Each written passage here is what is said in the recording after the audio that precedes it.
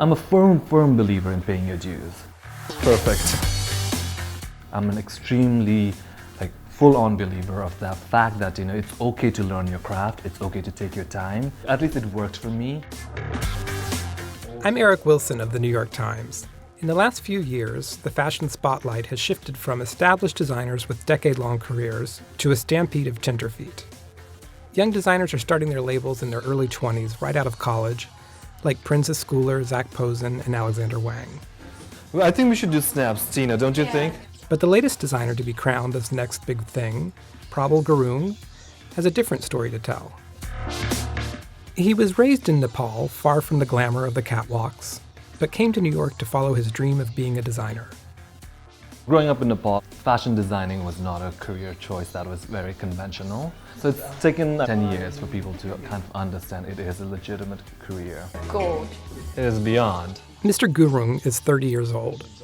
He decided to work for an established house for several years before sinking his life savings into making a fashion collection. Maybe just the way I was brought up, or maybe it's a cultural thing, I kind of wanted to be really well prepared in terms of my craft, in terms of the business aspect of it. He graduated from Parsons. He went to work for Donna Karan, then Cynthia Rowley, and then Bill Blass, where he was the design director for 5 years. Few of his peers had any interest in working for an old house like Blass, which had been spiraling downward for years. I was very skeptical about the whole idea. It was like, how do I say? It was a great American house, but in terms of relevance, it wasn't there. But so I went with the preconceived notion of what it was, and that's where I learned, I think, all the craft of how to really make good clothes. Late in 2008, as the country officially entered a recession, the house of Bill Blass was shuttered. Despite the economy, Mr. Gurung decided it was time to strike out on his own. At that time, I didn't know, there was no concept of presentation, because it was just like shows and everything. What I wanted to do was I want to show it to a few buyers and editors, create a buzz, through my work, rather than hype. I'd heard there were a lot of people who were skeptical about the presentation initially, I don't know, it came from Blass, that kind of preconceived notion. But a lot of my friends who were editors and everyone started texting. The minute they got there and they saw the lineup, they started texting people. That's when all the editor-in-chiefs or their bosses started to come. A look from his very first presentation landed on the cover of Women's Wear Daily, a major achievement during the heat of Fashion Week. That completely changed my life. All the years and years of hard work and things that I've done, and there were moments of doubts, everything that in that particular moment I felt like I did something right. My mom was like, congratulations, that's great, very proud of you. What's next?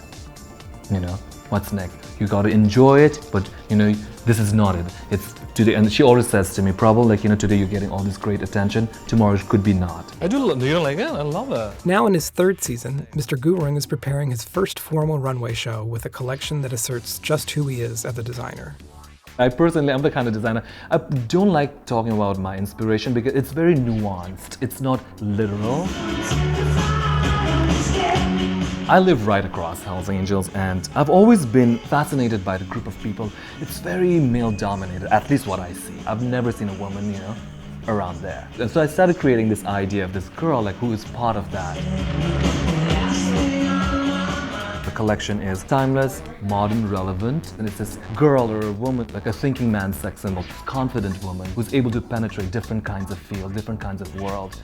I think his clothes are perfect for work, for the red carpet, for evenings out, and he really understands what's wearable and yet has a really strong point of view at the same time. If you look at all these clothes, from front it looks a certain way, from back there's another story. So if you look at that white coat, it is, the black is kind of creeping in front. So that was the initial point of, I never wanted to tell anyone. I was I'm doing a collection based on Hells Angels, or whatever, especially from me.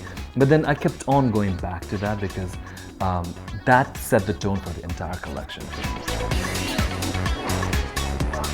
I feel relieved, excited, really, really grateful. Like, really, seriously, it's my first run, which I couldn't have asked for anything better. Like, everyone showed up, and I'm really relieved. I'm so happy. I can't even tell you. Like, it's a gamut of emotions. Yeah. It's so exciting and inspiring to see new faces and new designers on the runway.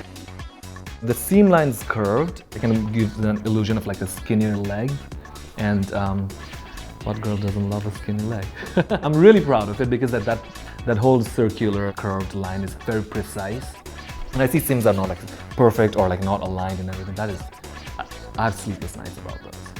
Today so many designers want to come on and be a major name and come right out of school, and there's a lot to be said to working in design studios that really understand what they're doing and how to design and drape and design a perfect dress. But at the end of the day, no matter how I come up with ideas and themes and inspiration, at the end of the day, what I have to keep in mind is somebody has to wear this. I'm designing clothes, not costumes. While the fashion world is still getting to know the real Prabal Gurung, it seems he already has a pretty good idea of himself, and that's largely because of his experience. I came from relatively okay family, privileged family, where I would get out of the car and my driver would be there, and you see it, you think you're in this AC car, but then you see miles and miles long of, people waiting in this dirty bucket for drinking water, waiting in line for that. And to me, when I look, I am living my dream. I left my family to live my dream, and I am doing it.